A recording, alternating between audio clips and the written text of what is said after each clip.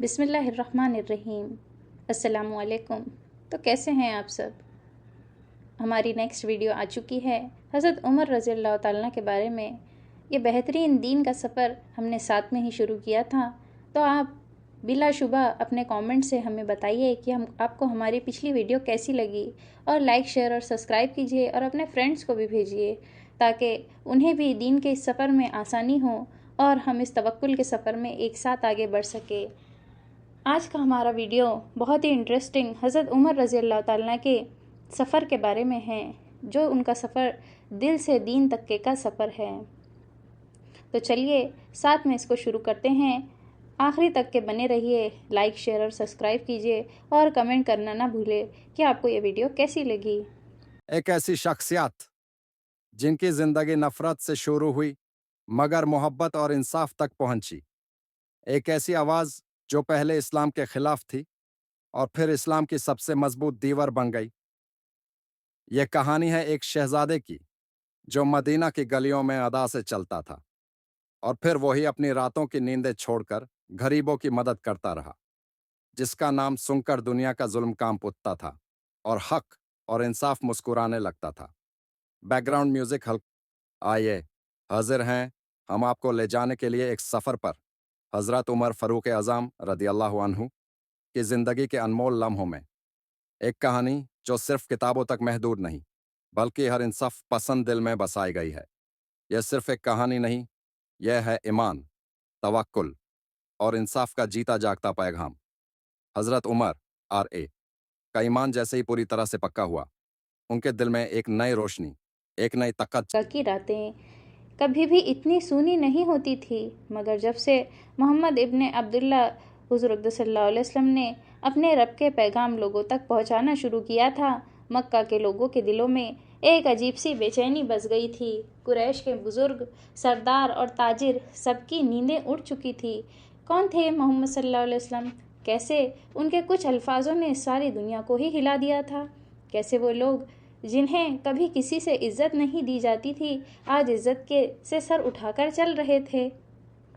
مکہ کا ہر کونا اس نئے دین کا شکار ہو رہا تھا، اور سب سے بڑا دکھ قریش کو یہ تھا کہ یہ سب ان کے اپنے ہی خاندان سے، ان کے اپنے ہی لوگوں سے شروع ہوا تھا۔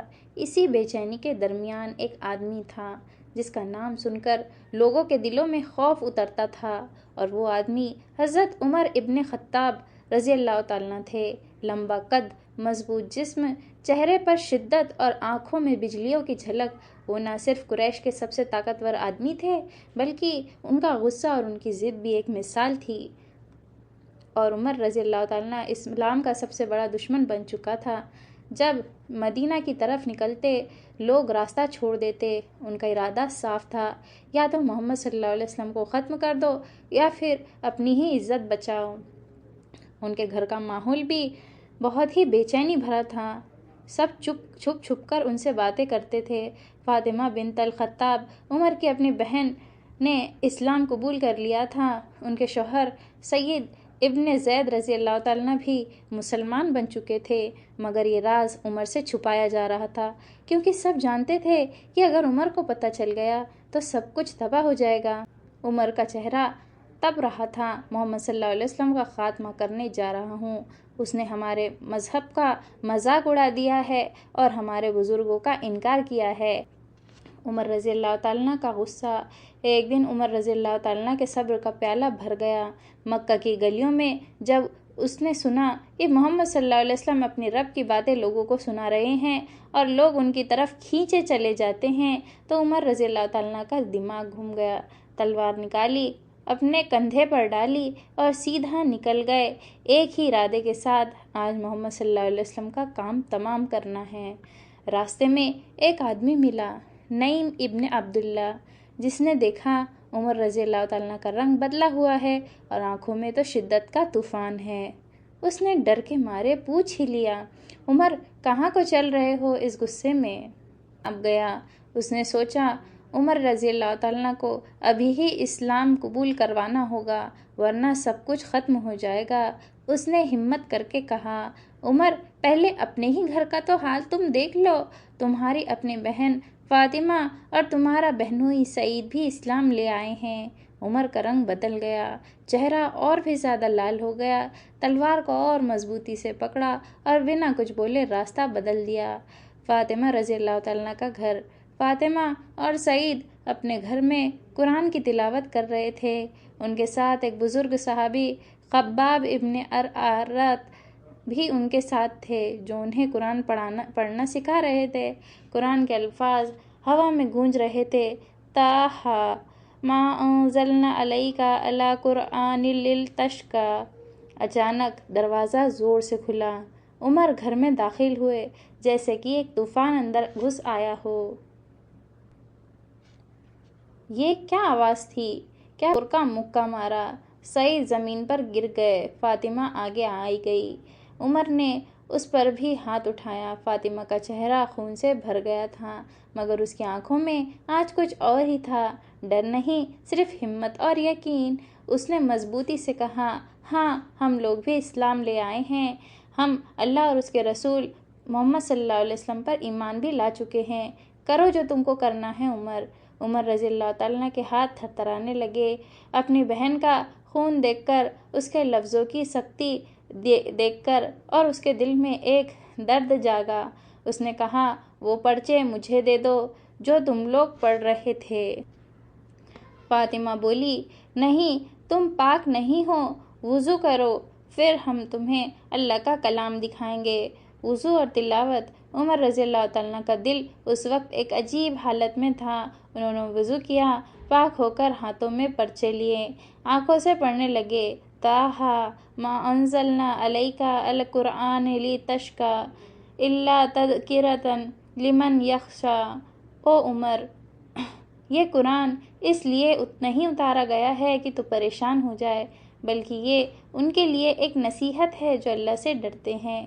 ہر لفظ عمر کے دل کے تار کو چھو رہا تھا۔ آنکھوں میں آنسو بھر آئے اور قرآن کی ہر جملے کے ساتھ عمر کا تکبر ٹوٹ رہا تھا۔ وہ عمر جو تلوار لے کر محمد صلی اللہ علیہ وسلم کو مارنے نکلا تھا، اب ایک عجیب سی روحانی رو رہا تھا، نئے ارادہ کا جنون۔ اس نے پرچے نیچے رکھے اور بہنوئی اور بہن کی طرف دیکھا۔ بتاؤ محمد صلی اللہ علیہ وسلم ابھی کہاں ہیں؟ خباب رضی اللہ تعالیٰ نے آگے بڑھ کر کہا، دارالارقم میں اپنے کچھ اصحابوں کے ساتھ ہے۔ عمر نے تلوار اٹھائی، مگر اس بار ارادہ کچھ اور ہی تھا۔ دارالارقام کا سفر۔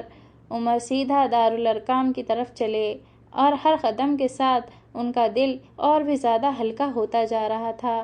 دروازہ کھٹکھٹایا، اندر سے مسلمان گھبرا گئے۔ حضرت حمزہ رضی اللہ تعالیٰ جیسے طاقتور صحابی بولے، اگر عمر برے ارادے سے آئے ہیں تو اس کا کام آج ختم کر دیں گے۔ مگر محمد صلی اللہ علیہ وسلم نے ارشاد فرمایا، دروازہ کھولو، اگر وہ بھلا چاہتے ہیں تو خیر، اور اگر کچھ اور چاہتے ہیں تو ان کے حساب یہاں ہوگا۔ دروازہ کھلا، عمر اندر سے آئے۔ نبی صلی اللہ علیہ وسلم نے اپنی شان اور جلال کے ساتھ حضرت عمر رضی اللہ تعالیٰ کی آنکھوں میں آنکھیں ڈال کر فرمایا، عمر، کس لیے آئے ہو؟ عمر کی آنکھوں سے آنسو بہنے لگے، دل ٹوٹ گیا اور زبان سے نکلا، یا رسول اللہ، میں اللہ اور اس کے رسول پر ایمان لانا چاہتا ہوں۔ صحابہ میں تکبیر کا نعرہ گونج اٹھا، اللہ اکبر۔ مکہ کا سب سے سخت آدمی آج اسلام کا سب سے بڑا فوجدار بن گیا تھا۔ جب حضرت عمر رضی اللہ تعالیٰ نے اسلام کو قبول کیا تو صرف ان کا اپنا ہی دل نہیں بدلا، بلکہ پورے مکہ اور اس کے آس پاس کے علاقے بھی ہل گئے۔ وہ عمر جو اپنے جذبات سے ہر انسان کو ڈراتا تھا، اب اسلام کا پڑھنے لے کر چل رہا تھا، اور اس کی تلوار اس کے جسم کا حصہ نہیں، ایک انسان کی اپنی روح کے پاکیزگی کا ذریعہ بن گئی تھی۔ عمر رضی اللہ تعالیٰ کی بدلتی ہوئی زندگی۔ مکہ کی گلیاں اب عمر کے لیے اور ان کے جیسے بہت سے لوگوں کے لیے خود اللہ تعالیٰ کا راستہ دکھانے والا بندے کے ساتھ روشن ہو گئی تھی۔ عمر نے اپنے دل سے اپنا جاہلیت کا غرور نکالا تو اس کے بعد اسلام نے اس کی سوچ کو اتنا گہرا کیا کہ وہ خود ہر قدم پر اللہ کے راستے پر چلنے لگا۔ عمر کی مثال آج بھی ہمیں اپنی زندگی میں لانی چاہیے۔ اسلام کا پیغام ایسا ہی ہوتا ہے جو انسان کے دل کو پوری طرح سے بدل سکتا ہے۔ عمر رضی اللہ تعالیٰ کی طرح جب انسان اپنی زندگی کا اللہ کی راہ میں ڈال لیتا ہے تو نہ صرف اپنا بلکہ اپنے آس پاس کے لوگوں کا بھی نصیحت اور ہدایت کا ذریعہ بن جاتا ہے۔ عمر رضی اللہ تعالیٰ کا سب سے پہلا پیغام عمر رضی اللہ تعالیٰ کے لیے اپنا اسلام قبول کرنے کے بعد پہلا کام یہ تھا کہ وہ اپنی قومی، اپنے رشتہ دار اور اپنے دوستوں کو اسلام کے اس پیغام سے آگاہ کریں۔ انہوں نے سب سے پہلے اپنے ان دوستوں سے اور رشتہ داروں سے بات کی جو ان کے ساتھ پہلے جاہلیت کے اور اس کے غرور میں شریک تھے۔ انہوں نے اپنے بے انتہا غرور کو سمجھا اور ہر لفظ جو محمد صلی اللہ علیہ وسلم نے اللہ کے پیغام میں سنایا تھا اسے اپنے دل میں اتارا۔ عمر رضی اللہ تعالیٰ کا دل اب اپنے زندگی کے اصلی مقصد کو سمجھ گیا تھا۔ انہوں نے پہلی دفعہ اپنے آپ کو سب سے پہلے اللہ کے لیے مقدر سمجھا۔ مکہ میں اسلام کا پہلا سفر۔ جب عمر رضی اللہ تعالیٰ نے اسلام قبول کیا تو مکہ میں اسلام کی بات جلد پھیلنے لگی، لیکن جب تک عمر رضی اللہ تعالیٰ نے اپنے حوصلے اور جذبات سے اسلام کا پیغام نہیں دیا، لوگ سمجھتے نہیں تھے۔ ایک دن عمر رضی اللہ تعالیٰ نے اپنے دوست سے کہا، تھی اب مکہ کے ظلم سے بچ کر مسلمانوں کو ایک نئے شہر مدینہ کا سفر طے کرنا تھا۔ مگر سوچئے، جب ہر مسلمان چپکے چپکے ہجرت کر رہا تھا، حضرت عمر آرے نے کیا کیا؟ عمر آرے کی ہجرت کا منظر جب عمر ابن خطاب آرے نے ہجرت کا ارادہ کیا تو ان کا انداز باقیوں سے بالکل الگ تھا۔ وہ چھپ کر نہیں نکلے، وہ مکہ کے سب سے بڑے بازار میں آئے، اپنی تلوار کمر میں باندھی، تیر کمان اٹھایا اور قوم کے لوگوں کے بیچ کھڑے ہو کر پکارا، جو چاہتا ہے کہ اس کی ماں اس کو روتی چھوڑے یا اس کی بیوی بیوہ ہو جائے یا اس کے بچے یتیم ہو جائیں تو وہ آ کر عمر کا راستہ روکے۔ پھر کیا تھا؟ پورے مکہ میں سناٹا چھا گیا۔ کوئی بھی عمر رئیسے کے راستے میں روکنے کی ہمت نہیں کر سکا۔ حضرت عمر رئیسے کا جذبہ، ان کا بھروسہ صرف اور صرف اللہ پر تھا، اور ایسی توکل اور ہمت صرف وہی دکھا سکتا تھا جس کے دل میں اللہ کا سچا ایمان ہو۔ مدینہ کا پہلا منظر جب عمر آرے مدینہ پہنچے تو وہ شہر اس وقت نئے مسلمانوں کے لیے ایک جنت کا سایہ تھا۔ مہاجرین اور انصار دونوں ہاتھوں سے ایک دوسرے کا ساتھ دے رہے تھے۔ مدینہ کے آسمان تلے مسلمانوں کے دل ایک دوسرے کے لیے دھڑک رہے تھے۔ عمر آرے نے مدینہ کو اپنا نیا گھر سمجھا۔ یہاں کے لوگوں نے اپنے گھر، اپنی روزی، اپنی زندگی کا ہر حصہ اپنے نئے بھائیوں کے لیے کھول دیا تھا۔ رسول اللہ صلی اللہ علیہ وسلم کے ساتھ نئے ارادے مدینہ میں رسول اللہ صلی اللہ علیہ وسلم نے اپنے ساتھیوں کا ایک قوم بنانے کا کام شروع کیا، اور عمر آرے جو پہلے مکہ میں اسلام کے لیے ایک تیر تھا، اب مدینہ میں اسلام کے لیے ایک ڈھال بن گئے۔ وہ ہمیشہ رسول اللہ صلی اللہ علیہ وسلم کے ساتھ رہتے، مشکل گھڑیوں میں مشورہ دیتے، اور جب بھی اسلام کو کوئی خطرہ ہوتا، اپنی طاقت اور اپنے علم سے اس خطرے کا سامنا کرتے۔ عمر آرے نے اپنی پوری زندگی رسول اللہ صلی اللہ علیہ وسلم کے اس مشن میں فدا کر دی۔ عمر آرے کا دل اور دعائیں، حضرت عمر آرے کا دل اب ہمیشہ اللہ کے لیے رو رہا تھا۔ ان کی عبادت میں ایسے آنسو گرتے جیسے کسی چھوٹی سی معصوم بچی کے آنسو اپنے رب سے ملنے کی آرزو میں ٹپک پڑتے ہیں۔ رسول اللہ صلی اللہ علیہ وسلم کے ساتھ رہ کر عمر آرے کا ہر دن اور رات ایک پاک عبادت کا سفر بن گیا تھا۔ ان کا ایک مشہور دعا یادگار بن گیا، یا اللہ میرے دل کو اپنی روشنی سے بھر دے، میری زندگی کو اپنے راستے پر چلا دے، اور مجھ سے وہ کام کروا جو تجھے سب سے زیادہ پسند ہے۔ مدینہ میں عمر آرے کی طاقت، عمر آرے مدینہ میں صرف ایک سپاہی نہیں، ایک رہبر بن گئے تھے۔ ان کا اثر اتنا گہرا تھا کہ جب بھی رسول اللہ صلی اللہ علیہ وسلم کوئی مشکل فیصلہ کرتے تو عمر آرے کا مشورہ ضرور لیتے۔ رسول اللہ صلی اللہ علیہ وسلم نے فرمایا تھا، اگر میرے بعد کوئی نبی ہوتا تو وہ عمر ہوتا، پر یاد رہے رسول اللہ صلی اللہ علیہ وسلم کے بعد کوئی نبی نہیں آئے گا۔ اس سے پتہ چلتا ہے کہ عمر और ए का मकाम इस्लाम में कितना बुलंद था। मदीना की रोशनी में जब इस्लाम का ताज चमक रहा था, तब उमर इब्न खत्ताब उस ताज का सबसे चमकता हीरा बन चुके थे।